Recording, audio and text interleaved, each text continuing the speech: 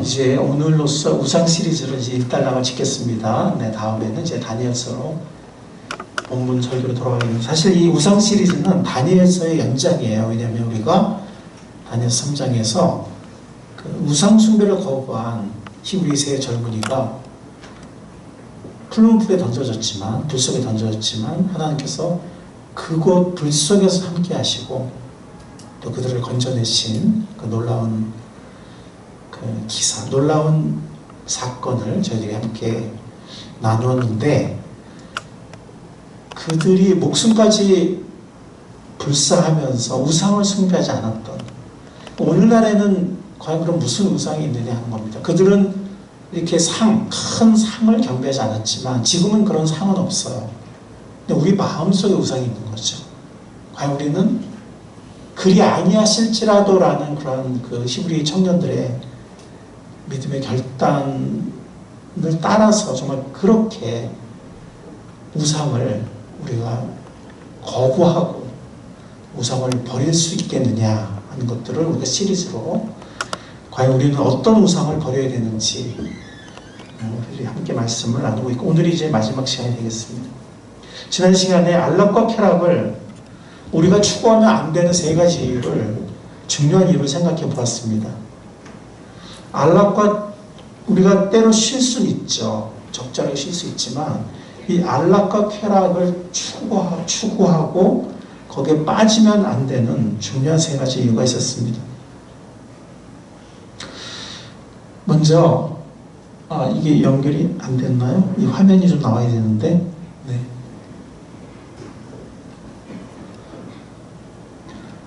자, 여러분들 기억나세요? 세 가지 이유가 뭐였었죠? 네. 세 가지 이유는 향락을 좋아하면 살았으나 죽게 된다 하는 거였죠. 몸은 살아있을지 모르지만, 숨을 쉬고 있을지 모르지만 사실상 죽은 영혼이다 하는 것입니다. 그리고 두 번째는 주님과의 관계가 멀어지며, 우리가 향락에 빠져 있을 때 주님과의 관계가 멀어지며 주님과의 사랑이 식는다 하는 것이었고, 물론 저번에는 그걸 마지막 세 번째로 했지만 순서를 좀 바꿨긴 했지만 세 가지는 똑같습니다. 마지막으로는 우리를 필요로 하고, 우리를 전체에 필요하고 있는 자녀들과 영혼들을 그 필요를 채워주고 우리가 올바로 세워주지 못한다는 거예요. 우리가 향락에 빠져 있을 때. 세 가지 중요한 이유를 생각해 보았습니다.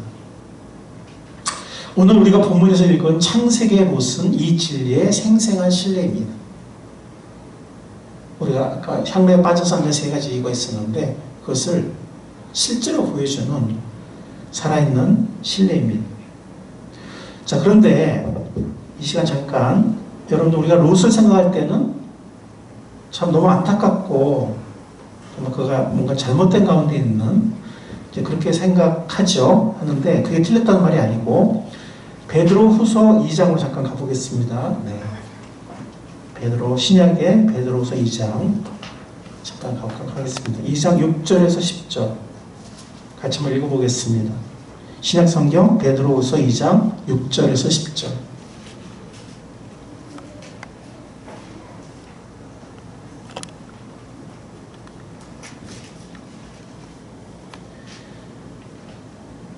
베드로서 2장 6절 10절. 예, 이런 거 제가 한번 교독해 보겠습니다. 그리고 소돔과 고모라 두 성을 잿더미로 만들어 멸망시키셔서 후세에 경건하지 않은 자들에게 본보기로 삼으셨습니다. 그러나 무법한 자들의 행동 때문에 괴로움을 겪던 의로운 사람 롯은 구하여 내셨습니다. 그 의인은 그들 가운데 살면서 보고 듣는 그들의 불의한 행실 때문에 날마다 그의 의로운 영혼의 고통을 느끼고 있었던 것입니다. 주님은 경건한 사람으로 거듭나실까 공전해주고 불의한 사람을 막아서서 13날까지 가두어주셨습니다. 같이 읽겠습니다. 특히 더러운 정욕에 빠져서 육체를 따라 사는 자들과 권위를 멸시한 자들을 그렇게 하실 것입니다. 거기까지. 자, 여기 보면은 롯을 의로운 롯이라고 이렇게 얘기를 해요. 신약의 베드로서에서 롯이 의로운 자라고 이렇게 묘사가 되고 있다는 거죠. 자, 그런데 우리가 이 2장 전체는 뭐냐면 2장의 여러분들의 제목을 보시면 거짓 선지자들과 거짓 선생들에 대한 경고예요. 즉, 이 소돔성에서 롯은 구원받았어요. 근데 지금 대조가 이루어지고 있어요. 소돔에 롯을 제한 소돔의 모든 나머지 사람들은 어떻게 됐죠? 심판받고 멸망당했습니다. 구원받지 못했습니다. 구약적 의미에서 구원받지 못했어요. 즉 롯을 제외한 심판받은 소돔 사람들은 방탕함, 여기 7절에 보면은 방탕한 행동이라고 얘기했죠. 방탕한 행동. 무법한 자들의 방탕한 행동 때문에 그랬는데 개역 개정에는 음란한 행실이라고 했습니다. 근데 이제 이 단어는 음란이라고 번역할 수도 있고 성적인 방종, 혹은 포괄적인 방탕함으로 번역할 수도 있어요. 그러니까 이 방탕함과 성적 무절제 속에 살았던 불의한 사람들이었다는 거죠. 이 소돔성 사람들이. 근데 오늘 본문에 보면은 어떤 나그네를 롯이 극진히 대접을 해요. 그러니까 롯이 굉장히 이렇게 좀 그런 면에서 굉장히 경건하고 의로운 면이 있었던 거죠. 지나가는 나그네를 이렇게 굉장히 정성스럽게 초대해서 대접하고, 그리고 그 성의 사람들이 남녀노소 막론하고 이 남자들, 젊은 남자, 나이 든 남자에 몰려와서 그 사람들 나오게 하라고 우리가 상관하겠다고 하는데 이건 사실 동성애를 말하는 거거든요. 그래서 오늘날 우리가 소도마이트라고 하면은 동성애라는 뜻이 있어요. 소도마이트, 동성애자들. 그 정도로 이 소돔성은 동성애로, 그러니까 동성애까지 이 성적인 방탕함이 지나쳐서 동성애까지 저지르는 그런 정말 방탕하고 무절제한 그런 도시였습니다. 그러니까 그랬을 때 롯이 그들을 막아서잖아요. 그죠? 막아서다가 좀 위험에 처할 뻔해요. 그런데 이 방문자들 사실은 천사들이었어요. 근데 이제 처음엔 천사들인지 모르고 대접을 하는 것 같아요. 왜냐면 사람의 모습을 했기 때문에.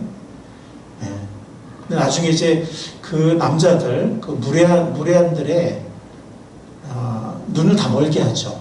그 앞에 있는 모든 사람들. 그때 롯이 알았을 거예요. 이 사람들은 사람이 아니구나. 막 그때 알았을 거예요. 어쨌든 롯이 그들을 초대해서 각지에 대접하고 또 그들을 보호하려고 위험까지 무릅쓰면서 했던 거는 그냥 나그네인 줄 알았을 때예요. 천사들 그런 거 몰랐을 때. 그런 걸 보면은 롯이 소돔 사람들하고는 다르구나. 뭔가 이렇게 정말 이렇게 의롭고 경건한 면이 있는 그런 것을 알 수가 있습니다. 그런데 나머지 소돔 사람들은 방탕함과 성적 무절제 속에 살았던 불의한 사람들이었고, 10절에 보면 더러운 정욕에 빠져서 육체를 따라 사는 사람들이다. 그리고 권위를 무시하는 자들이다 라고 말하는데, 바로 이러한 특징이 베드로 사도 시대 때의 이 거짓 예언자들, 거짓 선생들의 특징이었습니다. 그래서 지금 베드로는 이 소돔, 그러니까 롯을 제해서 멸망받은 이 소돔 사람들의 모습이 바로 이 여러분들을 유혹하고 있는, 또 많은 성도들을 꿰고 있는 거짓 스승들, 거짓 선지자들의 모습이다라고 대조를 시키고 있는 거예요. 그래서 베드로서 2장 전체에서 정죄하는 거짓 예언자들과 거짓 선생들이 바로 이 소돔 사람들 같은 이런 사람들이라는 거죠. 그래서 베드로는 그들과 대조되어야 하는 베드로 후서의 수신자들, 이 베드로 서신을 받는 사람들, 그 성도들이 거짓 선생들, 거짓 예언자들의 꾀임과 유혹을 받는 이 그리스도인들이죠. 그들을 롯에 비유한 거예요.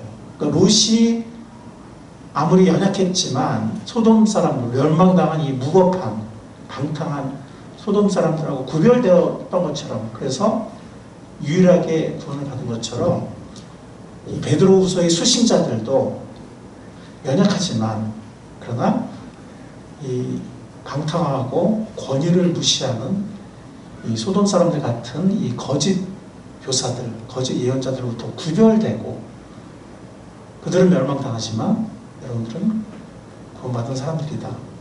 이렇게 대조를 하고 있는 거예요. 그러다 보니까 롯을 이제 의인이라고 이렇게 얘기를 합니다. 그리고 그 이유는 롯처럼 그들도 멸망당할 사람들과 구별되고 멸망의 운명으로부터 롯처럼 빠져나오기를 베드로 사도가 간절히 원했기 때문이에요. 자, 그래서 비록 롯이 이 베드로후서가 말하는 것처럼 악한 자들의 불의한 행실에 그 마음에 그 의로운 영혼이 고통을 느꼈다고 그랬거든요. 왜냐면은 롯은 뭐 그게 동성애나 성적인 방탕가의 그런 삶을 살지는 않았거든요. 근데 어쨌든 그런 도시 같이 있다 보니까 맨날 그런 거 보잖아요. 주위에서 그런 얘기 들려. 우리도 TV에서 뭐 그냥 뭐 존속살인이라든가 막 얼마 전에는 2살짜리 자기 딸은 아니지 어쨌든 양아버지인데 막 그런 입에 담을 수 없는 그런 일도 막 벌어지잖아요. 그렇죠? 그러니까 그런 걸 날마다 롯이 듣고 보는다고 생각해보세요. 얼마나 물론 롯도 물론 연약한 사람이긴 하지만 그래도 그런 사람은 살진 않았잖아요. 얼마나 마음이 괴로웠겠어요. 그렇죠? 그래서 그 의로운 영혼의 고통을 느꼈다고 베드로후서가 말하고 있어요. 그리고 아까도 말씀드린 것처럼 천사들을 그냥 방문객으로 알고 사람으로 알고 손님으로 알고 나그네로 알고 성실히 대접한 거, 그리고 유언을 무릅쓰고 그들을 보호하려고 했던 거, 이런 것들은 그의 의로움과 경건함을 보여주는 이런 것입니다. 그렇지만 창세기를 보면 롯의 삶이 결코 지혜롭거나 추천할 만한 삶은 아니었어요. 창세기를 보면. 자, 먼저 3가지 이유에서 그렇습니다. 롯은 의인이었지만 문제가 있었어요. 그 뭐냐면 첫 번째는 악과 유혹의 한복판에 머물러 살았다는 거예요. 떠나지 않고. 자, 우리 잠깐 창세기로 돌아가겠습니다. 창세기 13장으로 한번 가보겠어요. 오늘 본문 19장이죠. 13장으로 한번 롯을 한번 추적해 보겠습니다. 13장 12절.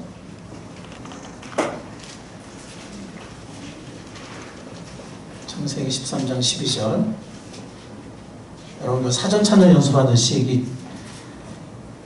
성경 우리 찬양 연습을 해서 몇 초 안에 찾으면 좋습니다. 자, 창세기 13장 12절 다 같이 읽어보겠습니다. 시작. 아브라함은 가나안 땅에서 살고 롯은 평지의 여러 성읍을 돌아다니며 살다가 소돔 가까이에 이르러서 자리를 잡았다. 왜 소돔 쪽으로 갔냐 이거예요. 왜? 왜냐면 이 소돔은 옛날부터도 악명이 자자했어요. 지금도 소돔아이트 그러면 그게 안 좋은 어감인데 그때도 이 소돔 사람들이 악하다는 소문이 자자했거든요. 평판이. 왜 거기로 갔냐 이거예요. 간 이유가 뭔지 아세요? 10절에 보면 나오죠. 10절에 보면 롯이 멀리 바라보되 요단 온 들판이 소알에 이르기까지. 이 소알은 뭐예요? 소돔성이 멸망을 당할 때 롯과 두 딸이 간신히 피했던 작은 성이잖아요. 그러니까 소돔성 근처인 거죠. 거기로 물이 넉넉한 것이 마치 주님의 동산 같고 이집트 땅과도 같았다. 아직 주님께서 소돔과 고모라를 멸망시키기 전이었다. 그러니까 거기가 요단 계곡이에요. 요단강에서 사해까지 이어지는 그런 계곡인데 아브라함이 간 곳은 이렇게 산하 혹은 구름 지역이고 롯은 지금 아브라함이 먼저 롯을 선택하라고 했어요. 우리가 지금 같이 머물기가 너무 양떼가 많고 하니까 네가 좌하면 내가 우하겠고 네가 우하면 내가 좌로 가겠다 이렇게 얘기를 했어요. 사실 삼촌이 먼저 걸어서 이렇게 해야 되잖아요. 근데 롯이 욕심이 있었어요. 물질적인. 그러니까 삼촌이 네가 먼저 택해. 그러니까 아유 형님 먼저 하시죠. 이렇게 안 하고 딱 자기 택했어요. 어느 쪽을 택했냐. 평지 쪽을 택한 계곡 쪽을 택한 거예요. 물이 많은. 거기는 가다 보면 소돔이 있어요. 그러다 보니까 이 평지 쪽으로 가면서 계속 가다가 소돔 성까지 가는 거예요. 근데 아브라함은 양보했어요. 그러니까 마음이 넓은 사람이죠. 그리고 믿음이 있는 사람이에요. 그러니까 이집트에 내려가서 옛날에 창세기 설교 들으면 아시겠지만 기근이 있어서 이집트 내려갔었는데 그 이집트에서의 공경과 하나님의 도우심을 통해서 물질은 하나님이 주시는 거구나 하는 걸 깨달은 거예요. 물질은 하나님이 주시는 거다. 그래서 이 창세 13장에서는 이 아브라함이 굉장히 관대한 모습을 보여줘요. 왜냐하면 물질 문제를 초월한 거예요. 이제는 물질은 하나님께 달린 거다. 근데 롯은 이집트에서 아브라함 따라갔다가 재물을 또 많이 얻어서 이렇게 옆에서 같이 재물을 얻어서 나왔거든요. 돈 맛을 알았는지 삼촌보다 먼저 나 이쪽 착하다 삼촌이 저쪽으로 가. 이렇게 삼촌은 저쪽 언덕 쪽으로 가. 나는 이 평야 쪽으로 갈게 하면서 욕심을 부리더니 결국은 소돔성이 악했지만 도시였거든요. 문명이 있었거든. 점점 가다가 이제 소돔성까지 가게 된 거예요. 근데 아직 소돔성에 들어갔어요? 안 들어갔어요? 아직 안 들어갔어요. 근데 오늘 본문 19장 오늘 본문이잖아요. 1절을 보세요. 1절 다시 한번 읽어보겠습니다. 시작. 저녁 때 두 천사가 소돔에 이르렀다. 롯이 소돔성 어귀에 앉아있다가 그들을 보고 일어나 맞으며 얼굴을 땅에 대고 엎드려 청하였다. 소돔성에 앉아있는 거예요. 성문에 앉아있다는 거는 옛날에 뭐 아시면 아시겠지만 이 옛날에는 성문이 굉장히 중요한 자리예요. 이 성문에서 일종의 재판을 했어요.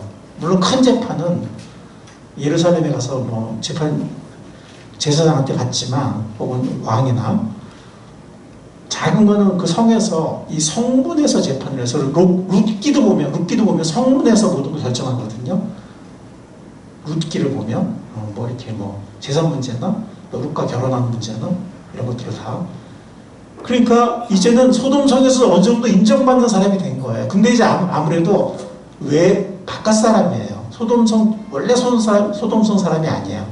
그러다 보니까 9절에 보면 소돔의 남자들이 롯에게 비켜나라 소리를 지르고 나서 이 사람이 자기도 나그네 살이를 하는 주제에 우리에게 재판관 행세를 하려고 하는구나 이렇게 얘기를 해요.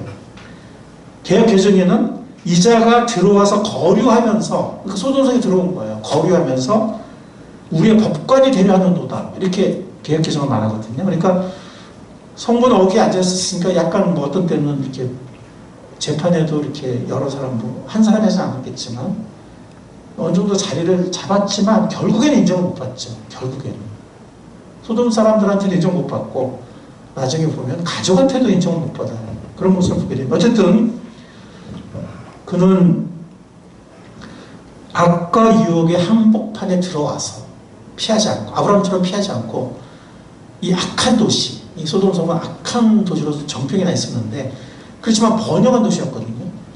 이 물질적 욕심이 있는 이 롯이 이 평지 쪽을 계속 가다가 결국에는 소돔성 가까이 갔고 그냥 근처에서 장막 치고 살았어도 되는데 아브라함처럼 결국은 들어간 거예요. 물론 그들처럼 살진 않았지만 들어간 것 자체가 문제가 되는 거죠. 거기에 비해서 신약의 히브리서 11장을 가보면 신약의 히브리서 11장을 잠깐 가보겠습니다. 믿음의 장이라고 하죠. 히브리서 11장은 고린도전서 13장이 사랑장이라고 하면 히브리서 11장은 믿음장이라고 합니다. 이 히브리 11장의 9절 10절을 보겠습니다. 이 아브라함에 대한 얘기예요. 9절 10절 한번 같이 읽어보겠습니다. 시작. 믿음으로 그는 약속하신 땅에서 타국에 몸붙이다는 나그네처럼 거류하였으며 같은 약속을 함께 물려받은 이삭과 야곱과 함께 장막에서 살았습니다. 그는 하나님께서 설계해 주시고 세우실 튼튼한 기초로 가진 도시를 바랐던 것입니다. 아브라함은 이 땅에서의 도시에 살 수도 있었죠. 물론 그러나 그는 장막에 살면서 오히려 여러 군데로 옮겨 다니면서 이 땅이 하나님이 나와 미래에 대해 후손에게 주실 땅이지 하고 장막을 옮겨 다니면서 살았고 영원한 도성, 하나님이 주실 영원한 도성을 바라보고 살았다는 거예요. 그러니까 이 아브라함은 꼭 도시를 거부한다는 게 아니라 이 소돔성은 굉장히 악한 도시이기 때문에 굳이 그런 데 들어가지 않고 여러 군데로 옮겨 다니면서 이 땅을 약속을 주장하고 영원한 도성을 바라보고 살았던 데 비해서 롯은 이 물질적인 미련이 있다 보니까 이 평지 쪽을 택했고 그것도 삼촌보다 먼저 택했고 이제 가다 보니까 소돔에서 가까이 가게 됐고, 아무래도 문명이 있다 보니까, 그리고 나중에는 지금 보면 19장을 보면 아예 그냥 안에 들어가 살고 있어요. 이거는 아브라함과 너무나 대조적인 모습이죠. 물론 세상 사람은 똑같이 사는 건 아니지만 이 들어가서 살고 있는 자체가 문제라는 겁니다. 두 번째는 히브리서 11장 9절 10절 아까 우리 읽었던 구절이죠. 네. 자, 두 번째는 뭐냐면은 거기서 즉 소돔에서 떠나는 것에 대해서 망설였어요. 지금 이제 이 방문객들이 천사라는 사실이 드러났고 천사가 이제 이 소돔성을 실제로 알아보니까 물론 그 전에 소문을 들었지만 너무 악해 이 도시가. 그래서 이제 멸망시키려고 그러거든요. 그래서 멸망시킬 거라고 하고 빨리 네가 아는 뭐 딸들이나 사위나빠 좀 다 끄집어내라 이렇게 얘기를 했는데 그때가 언제죠? 여러분들 본문을 자세히 보면 그렇게 말한 천사가 이렇게 말한 게 언제예요?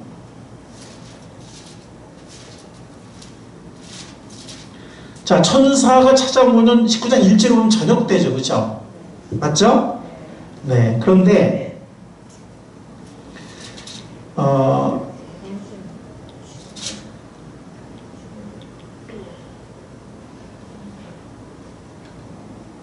4절에 보면, 이 무리한들이 몰려온 게 언제예요? 무리한들이 몰려온 게 그들이 잠자리에 들기 전에. 그러니까 아마 자정이 넘지 않았겠죠. 그죠? 12시간 넘지 않았을 거예요. 이 사단이 벌어졌고 천사들이 그들을 눈을 멀게 하고 롯을 안으로 안전에 들어오게 한 다음에 이제 이 천사가 이제 심판 실행하려고 하거든요. 그런데 15절에 보면은 아직도 심판이 실행되지 않아요. 누구 때문이에요? 15절에 보면 롯 때문에요. 롯이 계속 16절에 보면 그런데도 롯이 꾸물거리자 이렇게 나오잖아요. 그죠? 15절 동틀 무렵에 천사들이 롯을 재촉하며 말하였다. 그래 약간 시간을 준 거예요.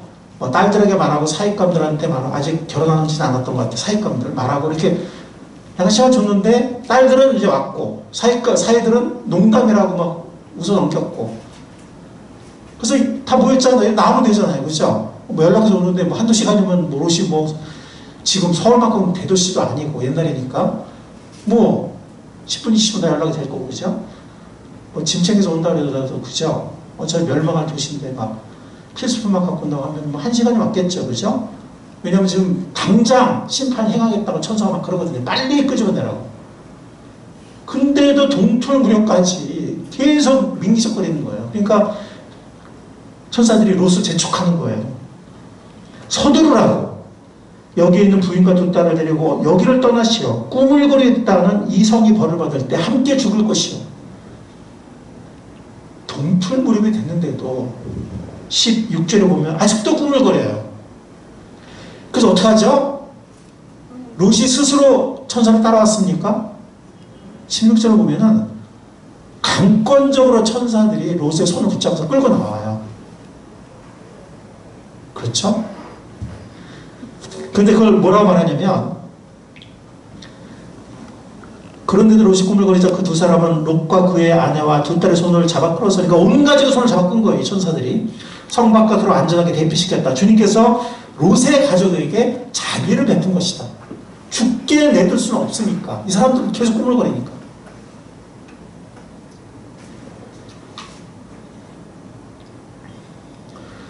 왜냐하면은 물론 몇 년을 살았는지 모르겠지만 몇 년 살았는지 모르겠지만 어쨌든 집까지 가졌어요. 그렇죠?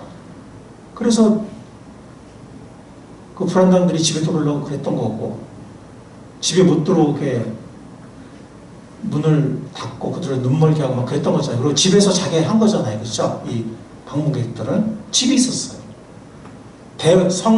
그 소돔의 성문에 앉을 정도로 뭐 어느 정도 지위도 가졌어요. 몇 년을 살았는지는 모르지만 뭐 10년이 될지 뭐 20년이 될지 뭐 그건 모르겠어요. 그러나 그가 살아온 모든 곳이 재산과 물질과 그가 살아온 모든 것이 다 그곳에 있기 때문에 물질과 재산, 거주지였고 도시 문명의 안락과 물질에 익숙해 있었어요. 이제 이 모든 것을 버리고 나온다 그러면 짐가방 하나 메고 나오는 거잖아요. 예. 지금 멸망이 임한다고 하는데도 우유부단한 거예요. 우유부단한 거예요. 꾸물거리는 거예요. 떠나긴 떠나야 될 것 같은데 이렇게 꾸물거리는 거. 이게 롯의 문제점이었습니다. 이 우유부단함, 미련 이런 것들. 자, 세 번째는 이게 정말 가장 비참한 거죠. 사위들에게는 물론 뭐 사위들은 아직 결혼한 거 아니니까 그렇다 쳐 자신의 배우자와 딸들에게조차 경건한 삶의 영향을 주지 못했어요. 이게 참 가슴 아픈 얘기예요. 롯의 아내는 어떻게 되죠? 소돔의 생활에 대한 미련을 버리지 못하고 망설이고 돌아보다가 소금 기둥이 돼요. 어떻게 소금 기둥이 되는지는 자세히 말하고 있지 않아요. 뭐 어떤 주석에 보니까 그녀가 단지 한 번 돌아본 게 아니라 뒤를 돌아보면서 계속 롯보다도 더 이렇게 피하지를 못하고 계속 미련을 갖고 소돔을 보고 있었다는 거죠. 그랬을 때 유황구름이 그녀를 갑자기 결국에는 휩싸게 되었고 불과 유황이 떨어질 때 그는 어떤 여파로서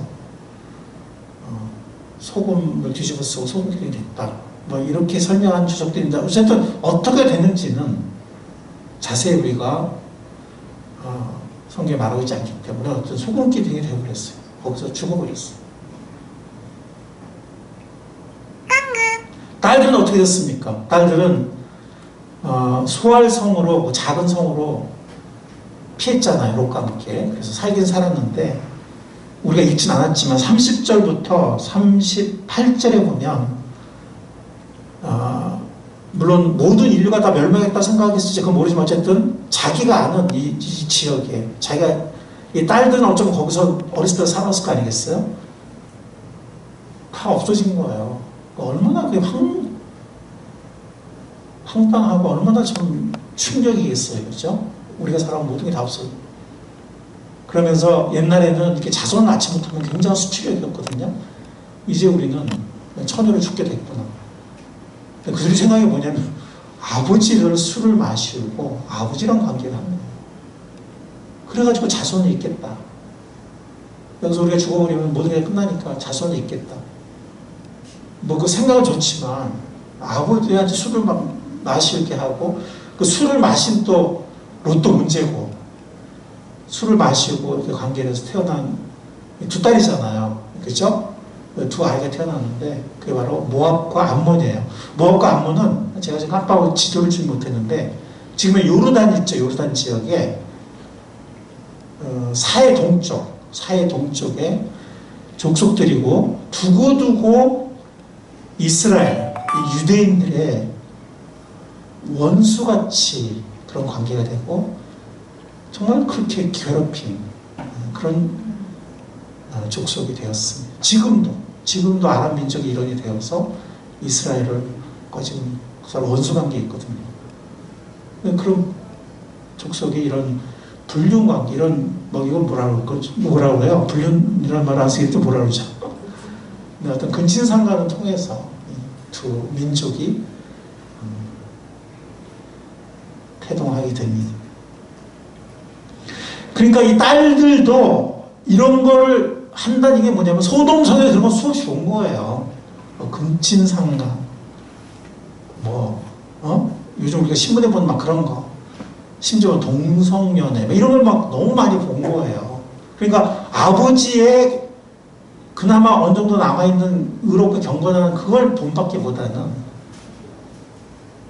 이 소돔성에 이런 악한 문명의 영향을 더하던 거예요.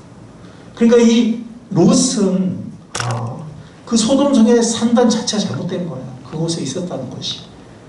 그래서 그러다 보니까 사이들은 물론 자신의 아내와 딸들에게조차 경건한 삶의 영향을 주지 못했다는 겁니다. 이 얼마나 수치스럽고 비참한 일입니까? 이것이 바로 타협과 방종의 대가입니다.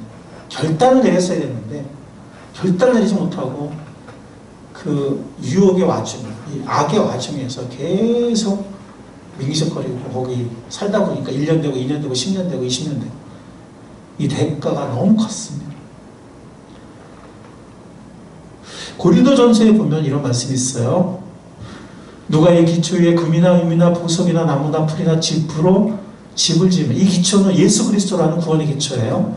그에 따라 각 사람의 업적이 드러날 것입니다. 그날이 그것을 환히 보여줄 것입니다. 그것은 불에 드러날 것이기 때문입니다. 불이 각 사람의 업적이 어떤 것인지를 검증하여 줄 것입니다. 이 그날은 마지막 심판날, 예수님이 오시고 마지막 심판날, 어떤 사람이 만든 작품, 세워놓은 일이 그대로 나오면 그는 상을 받을 것이요, 어떤 사람의 작품이 타버리면 그는 손해를 볼 것입니다. 그러나 그 사람은 구원을 받을 것이지만 불 속을 헤치고 나오도 할 것이다.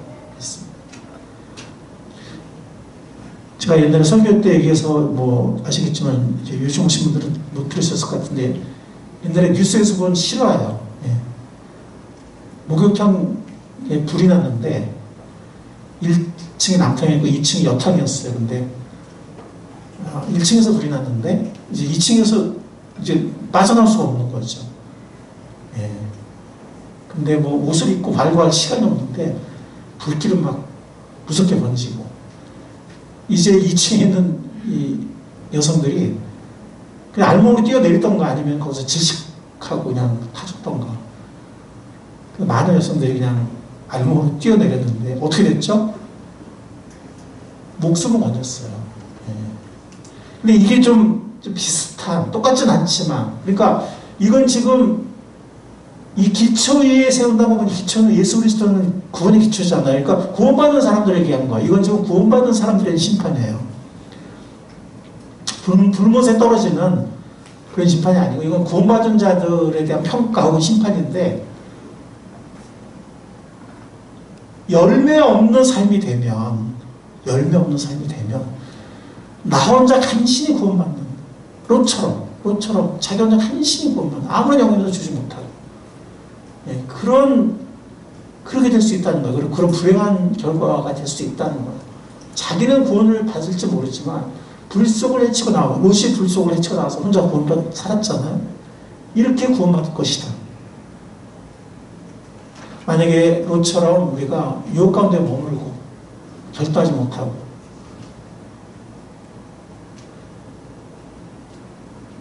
그렇게 산다면, 롯처럼 나는 간신히 구원받을지 모르지만 이렇게 부끄러운 구원이라고 할까요? 예, 그럴 수 있다는 것입니다. 그래서 우리가 롯에게서 배울 교훈이 그겁니다. 안락과 방종에 습관적으로 빠지는 이런 삶을 지속하면, 안락과 방종에서 벗어나지 못하면 롯의 신뢰를 봐서 알 수 있는 거죠. 주님과의 관계에 문제가 생겨요. 아까 처음에 얘기했던 순서는 제가 좀 바꿉니다. 그러나 똑같아요. 살았으나 죽은 상태가 되고 영향력이 없는 삶이 되면 자녀들과 영혼들을 올바로 세워주지 못한다. 그러니까 지난 설교에서 얘기했던 거고, 아까 설교 서론에서 얘기했던 거고, 순서만 바꾸지 이 세 가지는 똑같습니다. 롯이 바로 이런 경우입니다.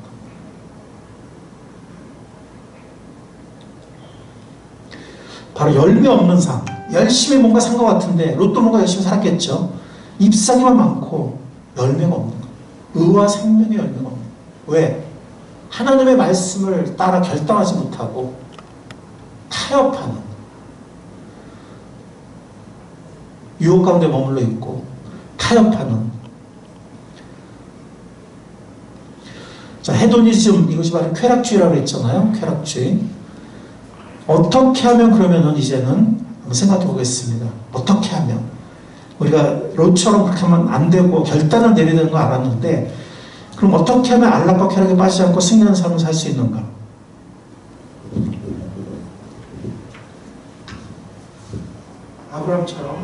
아브라함처럼 나그네로서 천국 소망을 가지고 살며 주님의 재림을 준비하며 살아야 되겠습니다. 이게 바로 아브라함의 삶이에요. 영원한 도정을, 영원한 천국을 바라보면서 이 땅을 나그네로 살았던 아브라함, 약속을 붙잡고 살았던.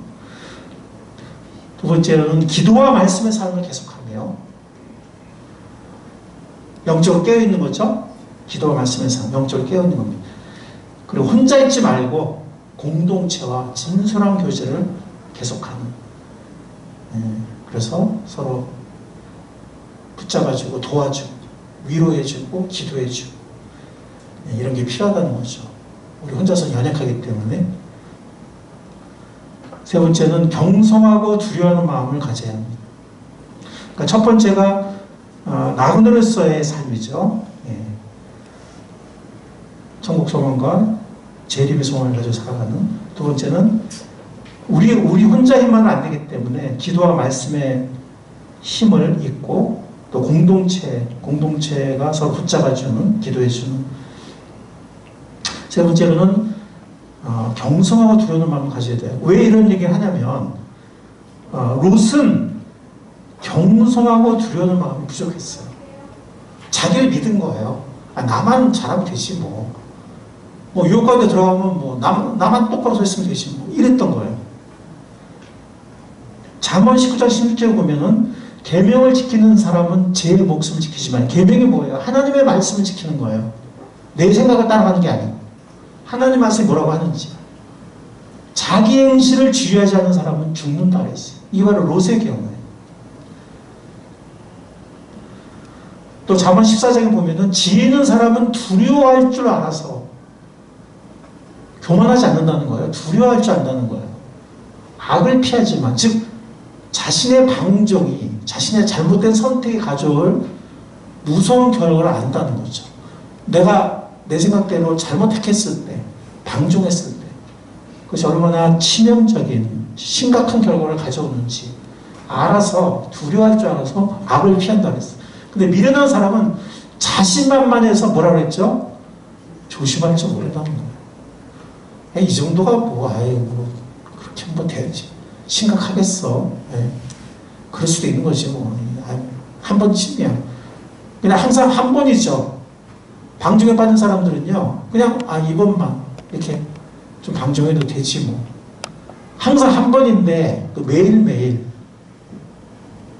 습관적으로 방종에 빠지는 경우가 많다는 거죠. 근데 미련한 사람은 자신만만해서 조심할 줄 모르지만 지혜 있는 사람은 두려워할 줄 알고 악을 피한다 했어. 그래서 우리는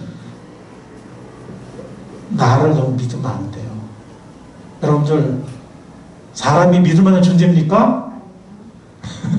그럼 나도 사람이죠, 그렇죠? 내가 믿을 만한 존재예요? 네, 그렇지 못해요. 하나님을 두려워하고 하나님의 말씀을 두려워해야 돼요. 자, 구체적으로 말하겠습니다. 경성하여 조심하고 필요한 때가 아니면 아예 시작하지 말자는 거죠. 구체적인 거예요. 자, 잠언 14장에 보면 어떤 말씀이 있냐면 사악한 자의 길에 들어가지 말라고 했어요. 처음부터. 악인의 길로 다니지 말라. 이거 습관이죠. 그의 길을 피하고 지나가지 말며 돌이켜 떠나가라 그랬습니다. 이것은 시편 1편을 생각하게 해요. 복 있는 사람은 하면서 의인의 길과 악인의 길. 거기 보면 이건 습관적인 길이란 건 습관적으로 다니는 거거든요. 근데 아예 들어가지 말라는 거죠. 여러분들, 꼭 필요한 때 아니면 내가 좀 한 30분 하고 1시간 좀 내가 좀 쉬어야 되겠다. 꼭 딱 필요한 때 아니면 유튜브나 TV나 혹은 제방 프로그램이 있잖아요. 이렇게 있는 사람이 없는 사람이 있겠지만 이런 것들 아예 시작하지 말자는 거죠. 근데 많은 경우에 사람들 그냥 무심히 리모컨 눌러 그냥 별 생각 없이 습관적으로.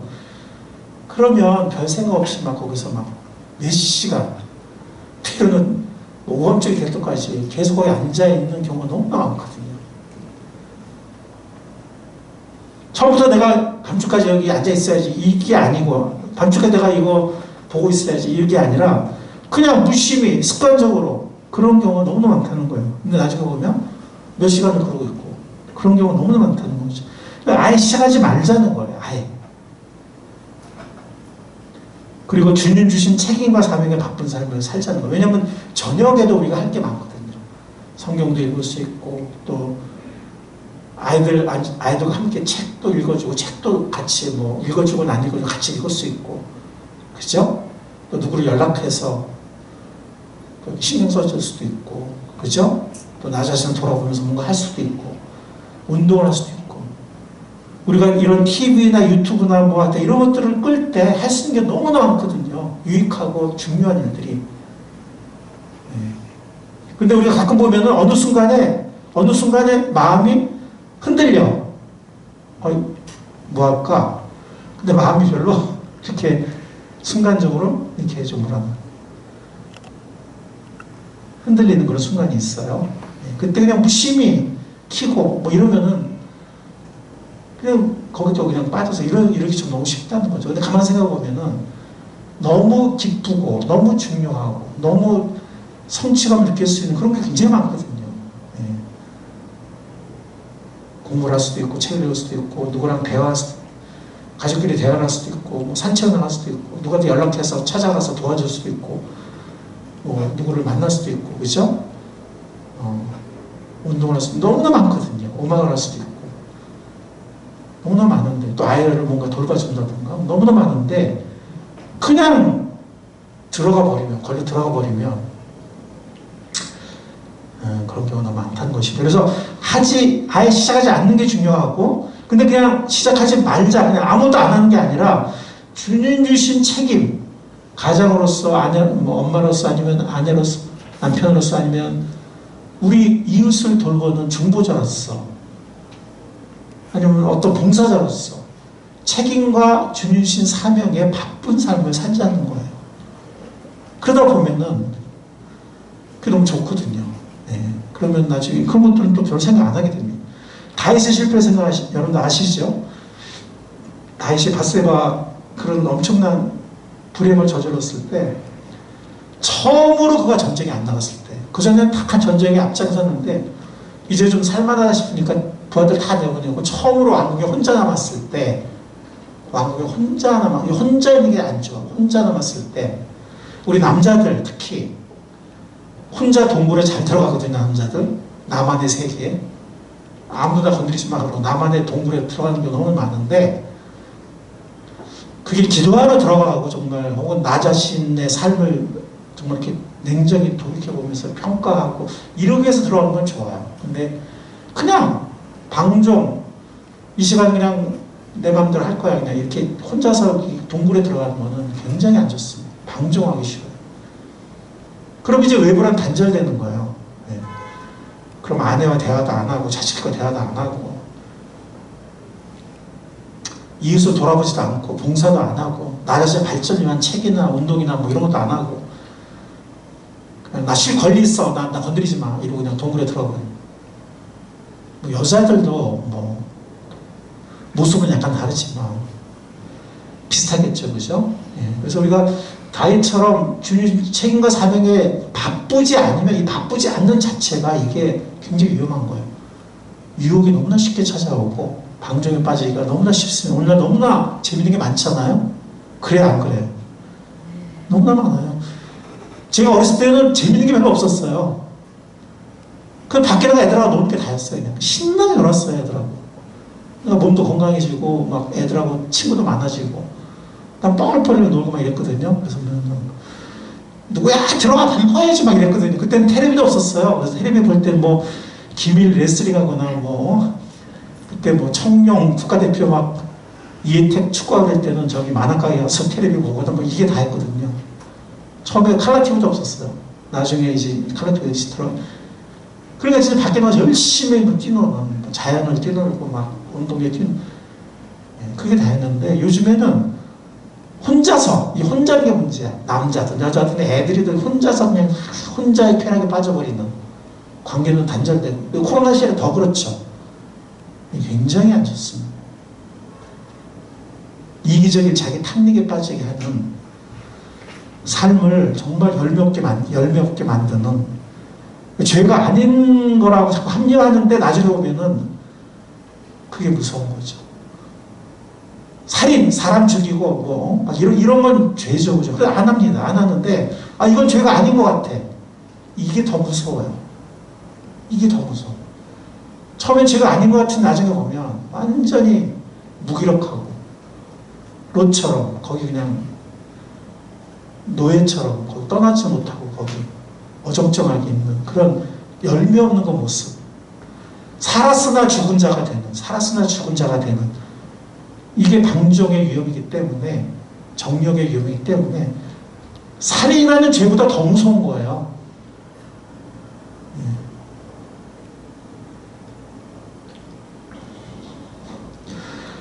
그래서 이게 굉장히 중요합니다. 해야 할 일들, 성취감과 기쁨을 느낄 수 있는 이런 해야 할 일들이 있거든요. 중요한 일들, 가치 있는 일들. 이런 먼저 할 때 우리는 기쁨을 느끼고 성취감을 느낍니다. 열매가 생기게 돼요. 이게 바로 사명자의 삶이죠. 사명자의 삶. 이 사명이라는 것은 꼭 전도의 사명, 기도의 사명 이런 것만이 아니라 내 자녀를 잘 키우는 것도 사명이에요. 남편으로서, 아내로서 가정을 잘 세우는 것도 사명이에요. 그죠? 아멘? 네. 예, 그리고 남도 돌아보고, 예, 구제도 하고, 선교도 하고, 생명의 복음도 전하고, 또 그 사람 필요도 채워주고, 다 귀한 사명들입니다. 이런 사람을 살면 다윗이 실패하기 전의 삶인데 우리는 이런 방종에 빠질 유혹도 줄어들죠. 근데 이 사명이 없이 그냥 살면 이 방종의 유혹에 쉽게 굴복하고, 그러면 살았으나 죽은 자가 되는 아무 열매 없는 녹 같은. 자, 5번째, 내일의 희망찬 하루를 기대하며 뭐라고 그랬죠? 일찍 자자. 예, 이게 판피린 선전이 아니에요. 몸이 아프면 먼저 자세요 이런 게 아니에요. 몸만 아픈 게 아니라 일찍 안 자면 영혼이 아파. 영혼이 병들어. 밤의 유혹. 밤에 일찍 자면 뭔가 손해보는 것 같아. 아유, 벌써 자야 돼. 벌써 시간이 이렇게 돼서 뭔가 더 하고 싶은데. 근데 밤의 유혹은 아침에 일어나면 다 후회해. 아침에 일어나면 다 후회하는 게 밤의 유혹. 차라리 아침부터 사랑하는 주님과 깊은 교제, 친밀한 교제, 생명 교제를 나누고, 그 다음에 하루를 정말 힘차게 시작하는 많은 중요한 일들. 그 사람의 인생을 승리해요. 이런 새벽형 아침 인간들이. 밤의 유혹을 뿌리치고, 사실 별거 없어요. 그래 봐야 별거 없고, 후회만 해요.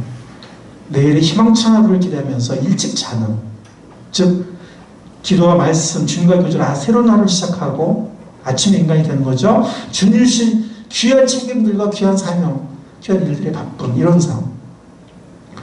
이런 사명자의 마음으로 살 때 우리는 방종이라는 이 유혹을 쉽게 극복할 수가 있어요. 자, 이제 설교를 이제 마무리할 단계인데요. 그래서 디모데에서 보면 이건 적용인데요. 큰 집에는 금물과 은그릇만 있는 것이 아니라 나무릇과 질그릇도 있어서 어떤 것은 귀하게 쓰이고 어떤 것은 천하게 쓰입니다. 그러므로 누구든지 이런 것들로부터 자신을 깨끗하게 하면 그는 주인이 온갖 좋은 일에 요긴하게 쓰는 성별된 귀한 그릇이 될 것입니다. 그러니까 이 그릇에 꼭 더러운 것만 담겨 있어야 못 쓰는 게 아니고, 그죠? 가장 필요한 것이 담겨 있지 않고, 그죠? 덜 중요한 게, 별로 중요하지 않은 게, 물론 더러운 게 담겨 있어도 못 쓰죠. 그렇지만 꼭 더럽지 않더라도 별 쓸모없는 게 담겨 있어도 그 그릇은 못 써요. 이런 것들이 뭐냐면은 꼭 무슨 살인죄 꼭 이런 것만이 아니라 이런 방종과 정욕과 이런 거 다 포함하는 거예요.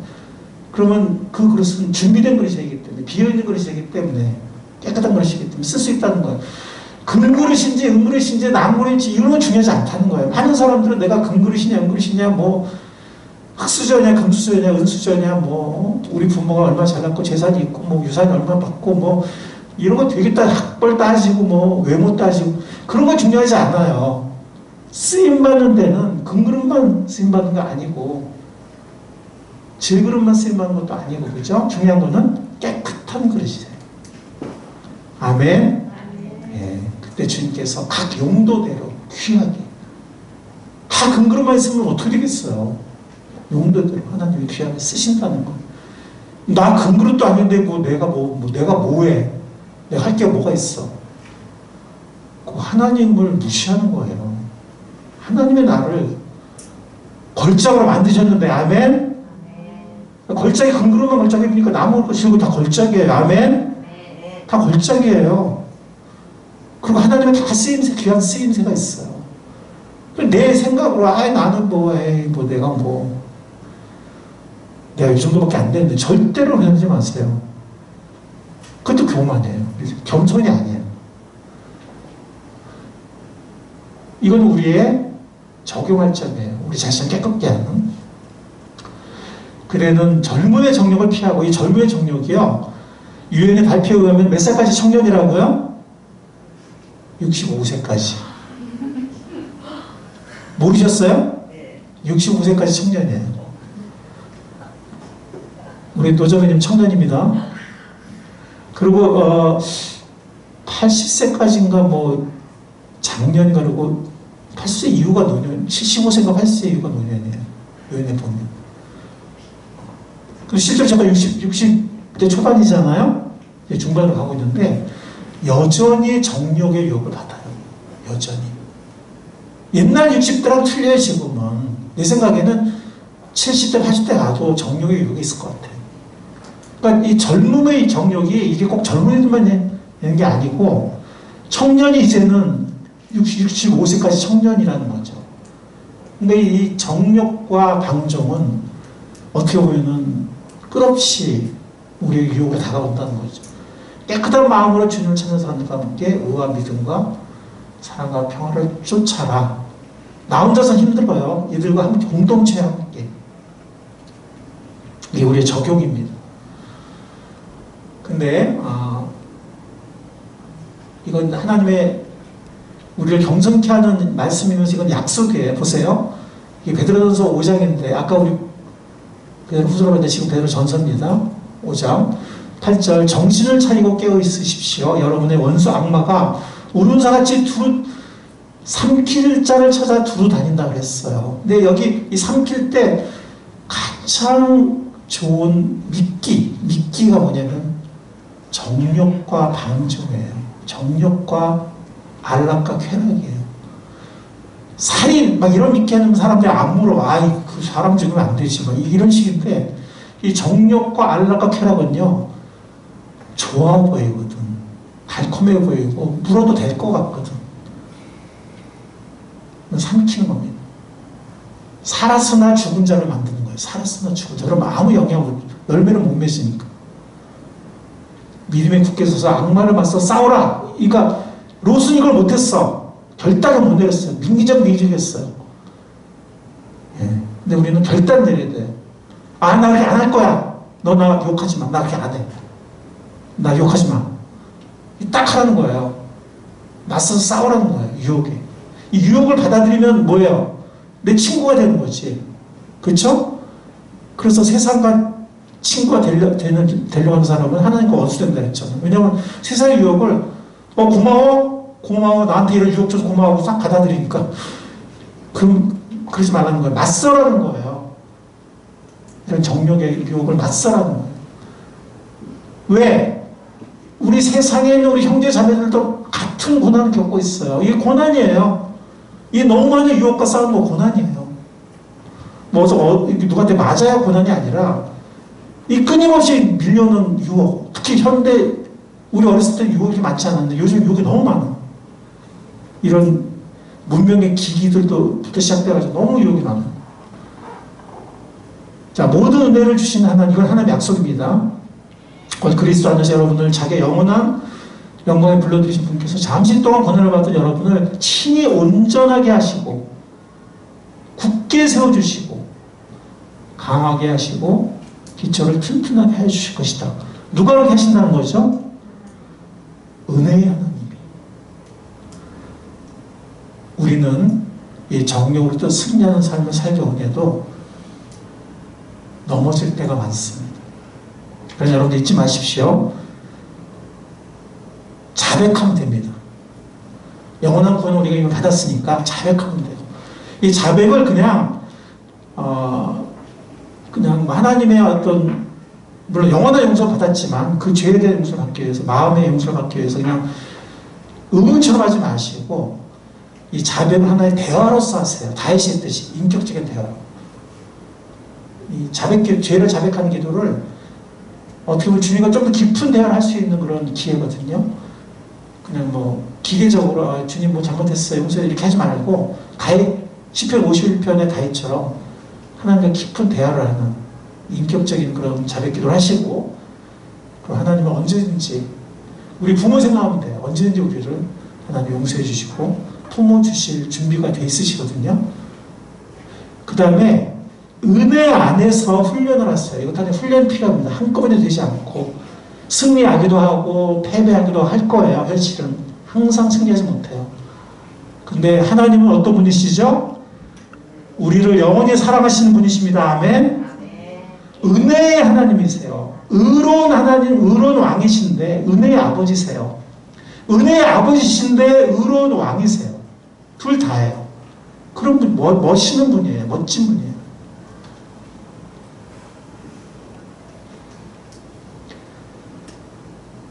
우리는 그분의 사랑받는 자녀입니다.